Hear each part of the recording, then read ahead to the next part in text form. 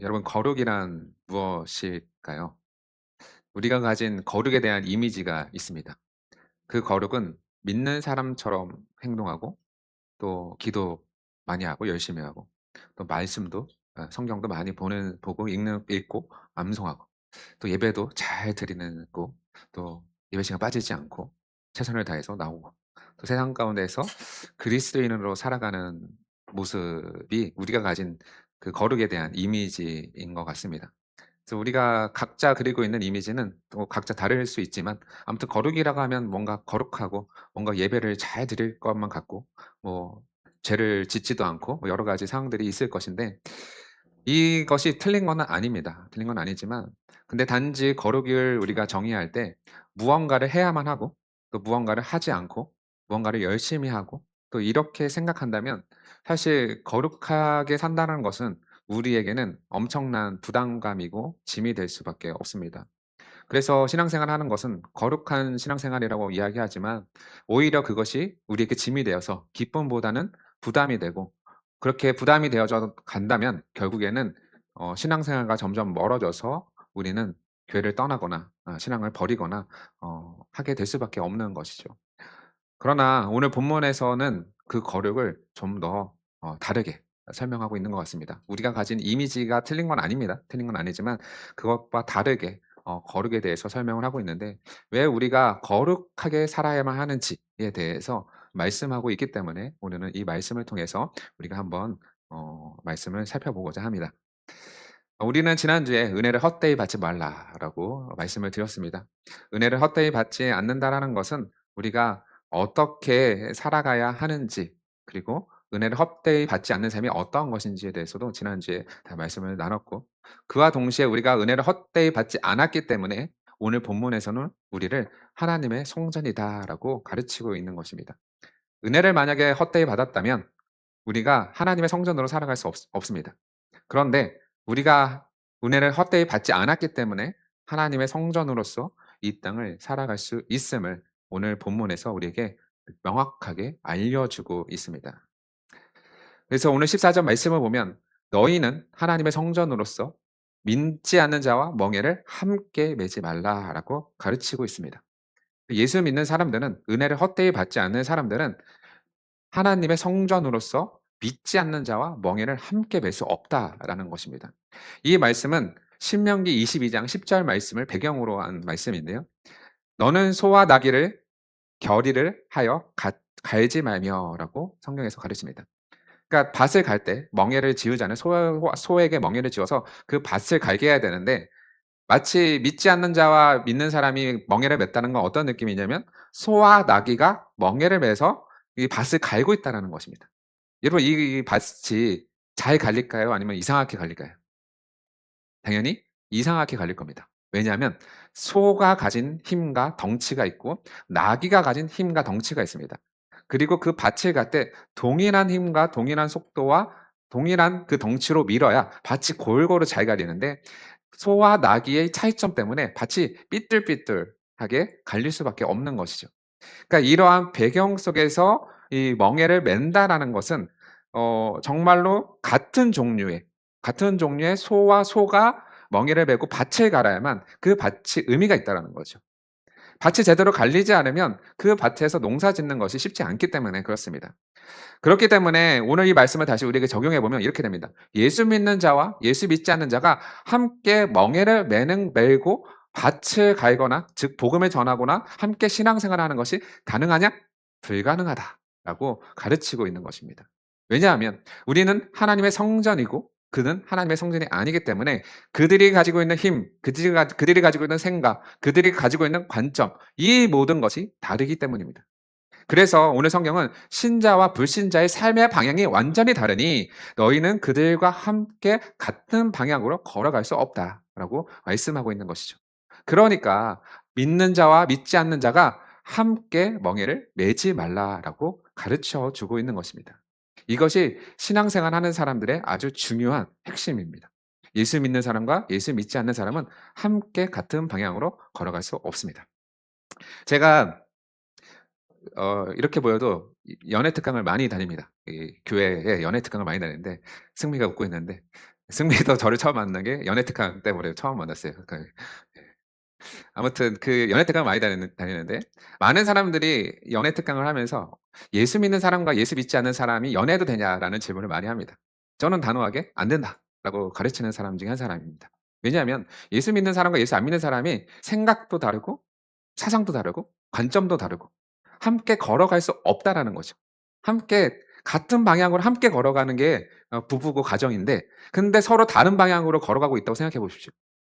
이게 괜찮습니까? 괜찮지 않기 때문에 그렇습니다. 또한 소와 나귀가 밭을 갔을 때 똑바로 안 갈리는 것처럼 가정이 평안할 수가 없기 때문에 예수 믿는 사람과 예수 믿는 사람이 반드시 만나서 결혼하는 것이 당연하다는 거예요. 그러나 요즘 시대는 그게 별로 중요하지 않고 자신의 감정이 중요하기 때문에 내 감정이 끌리는 대로 내가 원하는 사람을 만나서 그냥 결혼하고 살아도 괜찮다라고 생각하는 거예요. 그러나 성경에서 분명히 이야기하죠. 우리는 하나님의 성전이고 그들은 하나님의 성전이 아니고 우리는 은혜를 받은 자고 그들은 은혜를 받지 않는 자이기 때문에 같은 멍에를 메고 같이 갈 수가 없습니다. 그래서 결코 예수 믿는 사람과 예수 믿지 않는 사람은 함께 살아갈 수가 없기 때문에 저는 절대로 연애할 때도 예수 믿는 사람과 연애하는 것이 합당하다라고 가르치죠. 오늘 말씀도 마찬가지입니다. 예수 안 믿는 사람과 우리가 신앙생활을 같이 할 수도 없습니다. 같이 살아갈 수도 없고요. 그래서 만나면 싸우고 만나면 이야기가 될 수 없기 때문에 이것은 사실상 친구들과 친구들 사이에서도 사실 교제는 하지만 깊은 관계 맺는 것은 어렵다는 것이에요. 깊은 관계를 맺을 수는 없습니다, 결코. 왜냐하면 우리는 하나님 이야기를 해야 되는데 그 사람들은 하나님 이야기를 불편해하거든요. 근데 우리가 이런 이야기를 할 때 이들이 불편하거나 저희가 불편하거나 둘 중에 하나의 상황이 맞닥뜨리기 때문에 함께 깊은 교제와 함께 자라가는 것이 사실상 너무 어렵다는 것입니다. 그래서 오늘 성경에서도 예수 믿는 자와 함께 멍에를 매지 말라라고 가르치고 있는 것이죠. 더 나아가서 그것을 계속적으로 강조하는데 얼마나 많이 강조하는지 들어보십시오. 의와 불법이 어찌 함께하고 빛과 어둠이 어찌 사귈 수 있으며 그리스도와 벨리알이 어찌 조화가 되며 믿는 자와 믿지 않는 자가 어찌 상관하며 그리고 또한 하나님의 성전과 우상이 어찌 일치가 되겠느냐라고 성경에서 가르치고 있는 것입니다. 단지 예수 믿는 사람과 함께 멍에를 맺을 수 없는 이유가 수많은 이야기로 설명하죠. 첫 번째가 뭡니까? 의와 불법이 어찌 함께 하겠느냐라고 말씀합니다. 의와 불법이 함께할 수 없잖아요. 이거는 그냥 상식적인 이야기입니다. 의와 불법이 어떻게 같이 존재할 수 있어요? 말이 안 되죠. 누군가는 타협해야 됩니다. 누군가는 타협해야 돼요. 그래서 여기 함께하다는 이 단어는요. 공유하다, 함께하다, 그다음에 동참하다라는 의미입니다.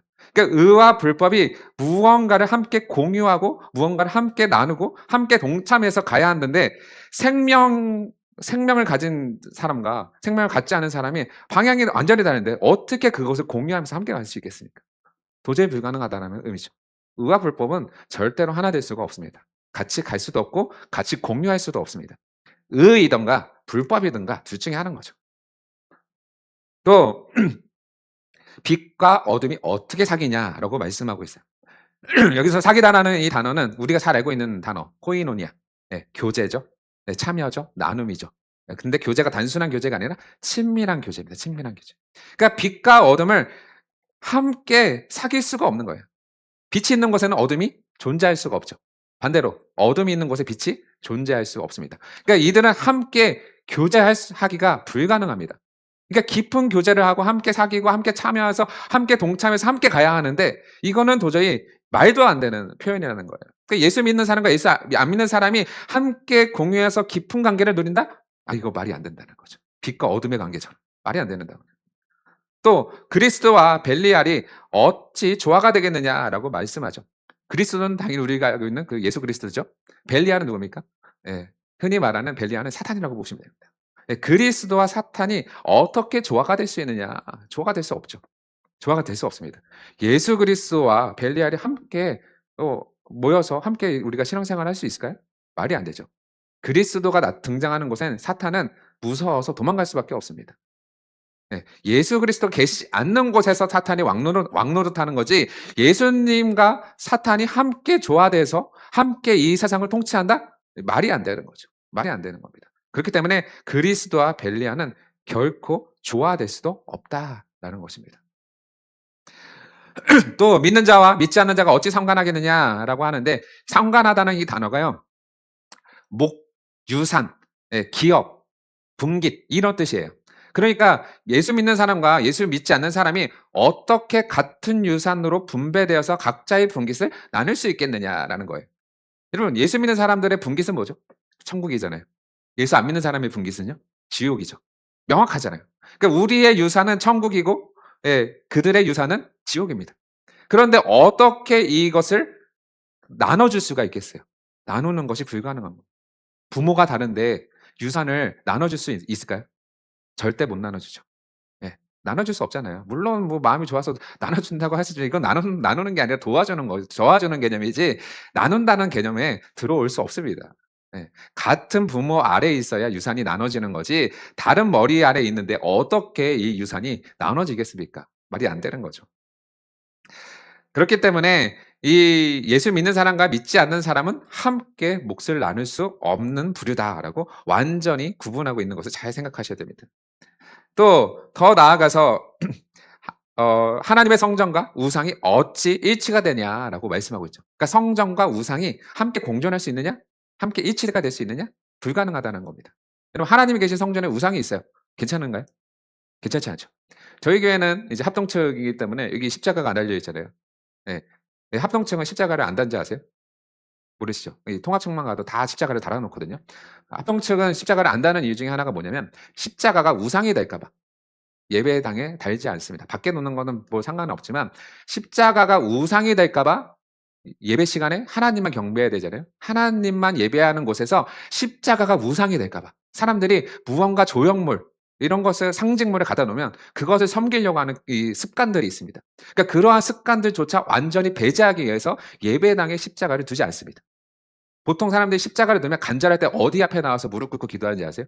십자가 앞에 나와서 무릎 꿇고 기도해요. 왜요? 십자가 앞에 서면 마치 우리가 그 십자가의 그 조형물이 무언가가 더 간절하고 무언가에 더 이 하나님의 은혜가 더 임할 것 같은 이 착각이 들기 때문에 그렇습니다. 그렇기 때문에 십자가를 두면 예배 시간에 십자가가 오히려 우상이 될까 봐.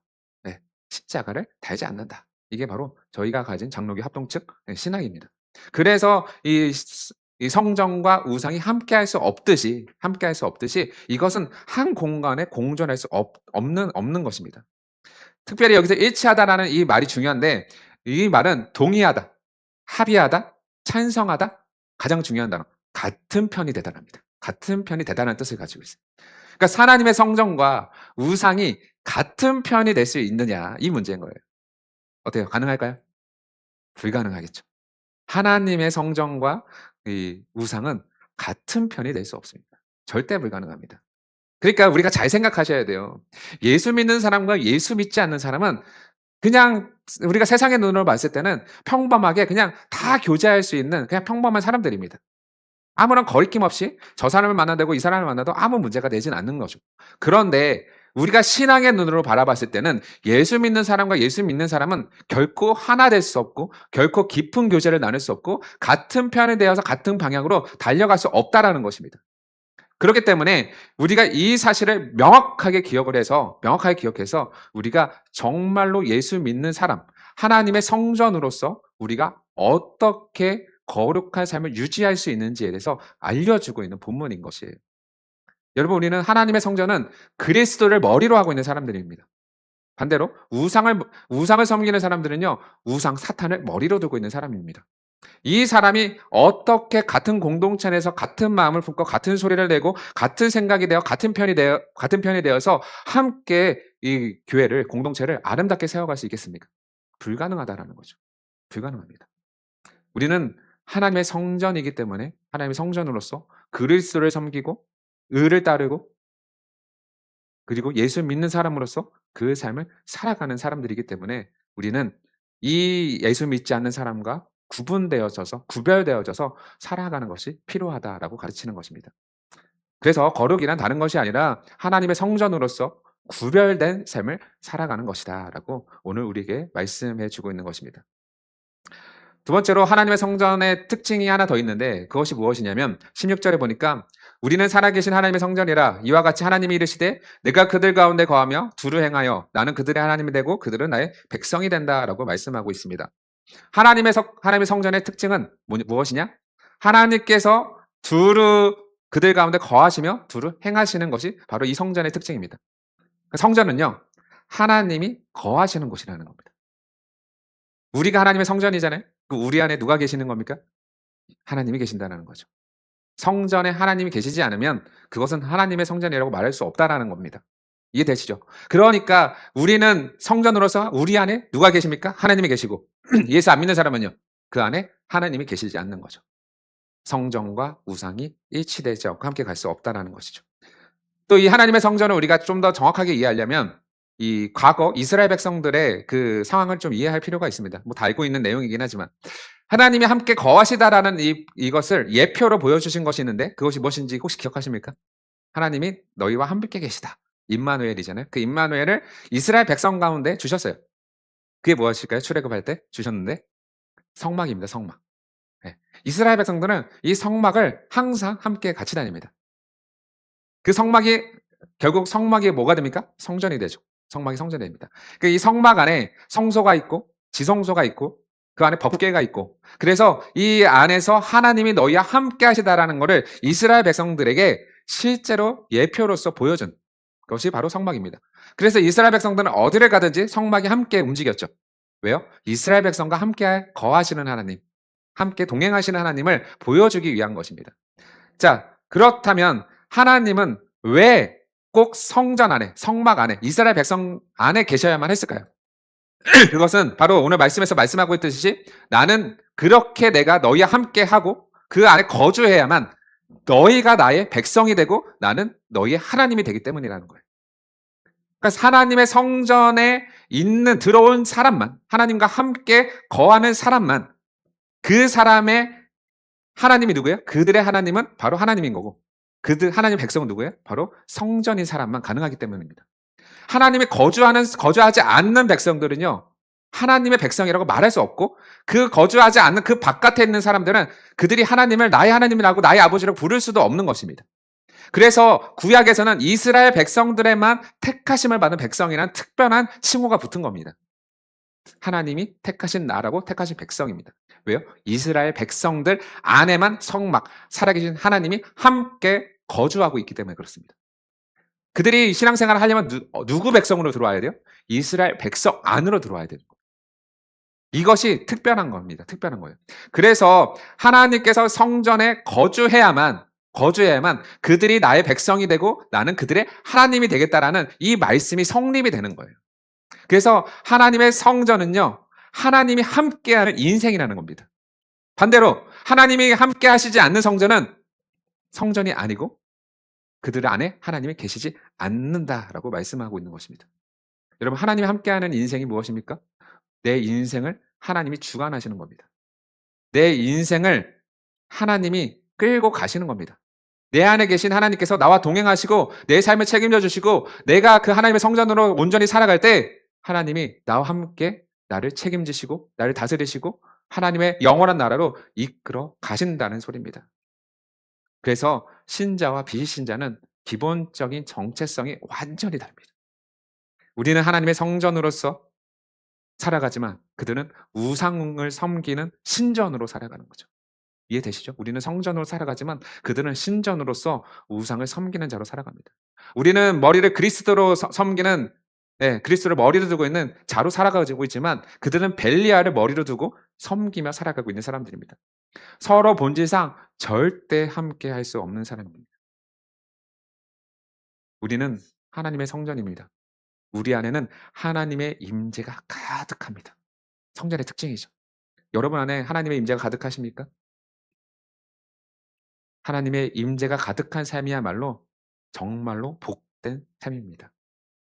우리는 하나님의 성전입니다. 그 이유는요, 우리가 하나님의 성전으로 거룩할 수밖에 없는 이유는요, 우리가 그 하나님의 성전으로서 하나님의 율법 때문에 거룩해지는 것이 아니고요, 하나님이 우리와 함께 하시고 우리 안에 임재가 가득하게 계시기 때문에 우리가 거룩해진 겁니다. 거룩하게 살아가게 되는 겁니다.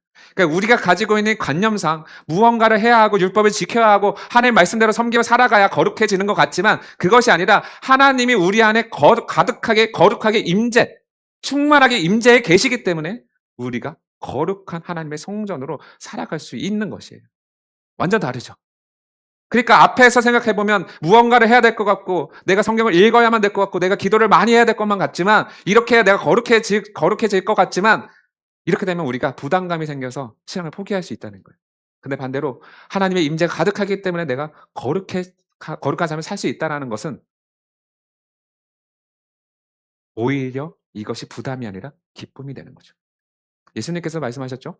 수고하고 무거운 짐진 자들아 다 내게로 오라. 내가 너희를 쉬게 하리라.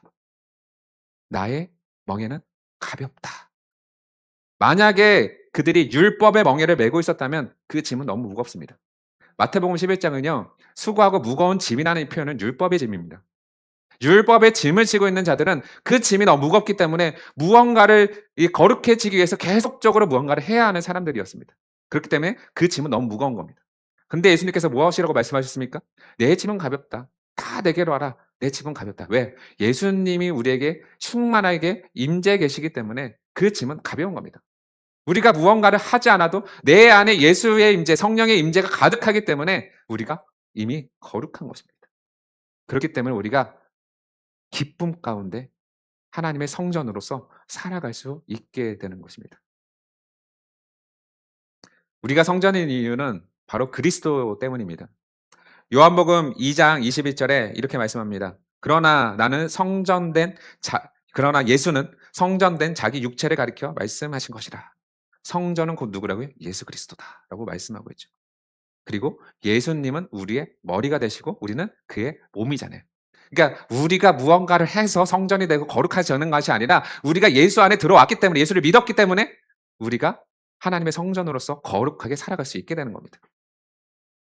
그리고 예수님은 승천하셔서 성령을 우리에게 부어주셔서 성령이 충만히 우리에게 임하셨기 때문에 우리가 하나님의 성전으로서 우리 안에 거하시는 성령을 따라서 우리가 온전히 거룩하게 섬기면서 살아갈 수 있게 되는 것입니다. 그렇다면 우리는 하나님의 성전이기 때문에 앞으로 어떻게 살아야 할지 정해져 있습니다. 오늘 말씀을 보니까 그러면 너희는 그들 중에 나와서 따로 있고 부정한 것을 만지지 말고 내가 너희를 영접하여 너희에게 아버지가 되고 너희는 내 자녀가 되리라. 전능하시는 주의 말씀이라. 우리가 성전으로서 살아가는 법은 딱 하나입니다. 뭐냐? 하나님의 자녀로서 살아가는 겁니다. 다른 게 아닙니다. 성령의 임재가 충만한 성전이기 때문에 우리는 그 정체성을 가지고 누구로서 살아가는 거예요? 하나님의 자녀로서 살아가는 겁니다. 세상 사람들은 벨리알의 자녀로 살아가겠죠. 우리는 하나님의 자녀로 이 땅을 살아가는 겁니다. 이게 바로 거룩한 삶이에요. 다른 것이 아니에요. 간단합니다. 하나님의 자녀로 살아가는 것이 거룩한 삶이에요. 그게 하나님의 성전이고요. 그런데 분명하게 말씀합니다. 그들 중에 나와서 따로 있고 부정한 것을 만지지 말라. 이렇게 분명하게 말씀하거든요. 그러니까 당시를 보면 이런 거예요. 뭐냐면 부정한 것은 다른 것이 아니라 그들이 섬기고 있는 우상숭배를 말하는 겁니다. 우상숭배로 빠져나오고 그 우상숭배에 부정한 것을 만지지 말라는 거거든요. 그러니까 이것은 출애굽기를 잘 생각해 보시면 됩니다. 출애굽. 자, 이스라엘 백성들이 포로 생활을 했죠. 어디서 했죠? 애굽이라는 곳에서 포로 생활을 했습니다. 그 애굽은 어떤 곳입니까? 하나님께서 택하신 곳입니까? 아니면 다른 곳입니까? 그곳은 우상을 숭배하는 곳이죠. 바로라는 신을 섬기는 곳입니다. 애굽은 우상을 섬기는 곳이에요. 그곳에 이스라엘 백성들이 함께 거주하면서 구분하지 못하고 삶을 살아갔습니다. 그때 하나님께서 어떻게 말씀하셨습니까? 너희는 애굽을 떠나 어디로 가라? 하나님께서 약속하신 가나안 땅으로 가라라고 말씀하셨죠. 거기를 나와서 우상 숭배하는 곳부터 나와서 어떻게 해요? 하나님이 약속하신 가나안 땅에 가서 하나님만 섬겨라라고 말씀하셨습니다. 그러면 무슨 말이냐? 너희 중에 따로 있고 부정한 것을 만지지 말라는 이 말씀은요. 그 우상을 섬기는 그곳으로부터 벗어나서 하나님이 약속하신 가나안 땅으로 들어와서 하나님의 성전인 너희, 하나님의 자녀인 너희가 하나님께 온전히 예배하는 예배자로 살아가는 것이야말로 하나님의 자녀된 삶이다라고 말씀하고 있는 것입니다. 그러니까 우리는 하나님의 자녀로 살아간다는 것은 우리가 구별되어지고 세상으로부터 구별되어지고 그곳에서 우리가 섬기는 우상으로부터 완전히 벗어나서 완전히 벗어나서 하나님의 자녀로서 거룩하고 흠이 없고 하나님만 섬기는 예배자로 살아가는 것이야말로 하나님의 성전이요, 하나님의 자녀요, 너희가 살아야 할 거룩한 삶이다라고 오늘 우리에게 말씀해 주고 있는 것입니다. 이것이야말로 하나님께서 우리를 하나님의 임재가 가득한 성전으로서 이렇게 살아가게 하시는 것입니다. 우리의 삶을 잘 돌아보십시오. 우리가 과연 구별되고 구분되어진 삶을 살아가고 있습니까? 분명히 의와 불법은 함께할 수 없고 빛과 어둠은 함께할 수 없고 그리스도와 벨리알을 함께 섬길 수 없다라고 말씀하고 계시는데 우리는 하나님의 성전으로서 살아간다라고 말하고 있지만 하나님의 자녀라고 말씀하고 말하고 있지만 우리가 정작 세상에 나아가서 구별되지 않고 구분되어지지 않고 우상을 섬기고 있고 하나님의 자녀가 아니라 세상 사람과 똑같이 살아가고 있다면 우리는 과연 하나님의 임재가 가득한 성전으로서 하나님의 자녀라고 말할 수 있겠습니까? 그럴 수 없다라는 것이죠. 여기서 부정한 것을 만지지 말라는 이 단어는요. 이 단순하게 가볍게 만지는 것이 아닙니다. 어떤 의미냐면 붙잡다. 계속 붙들고 있다는 뜻입니다. 그 말은 뭐냐면 우리가 하나님의 성전인데 우상을 붙들고 있으면 안 되잖아요. 계속 붙들고 있으면 안 되잖아요. 그런데 마치 그런 것처럼 하나님의 성전임에도 불구하고 우상을 계속 붙들고 있는 겁니다. 부정한 것을 계속 붙들고 놓지 못하고 있는 인생을 말하는 겁니다.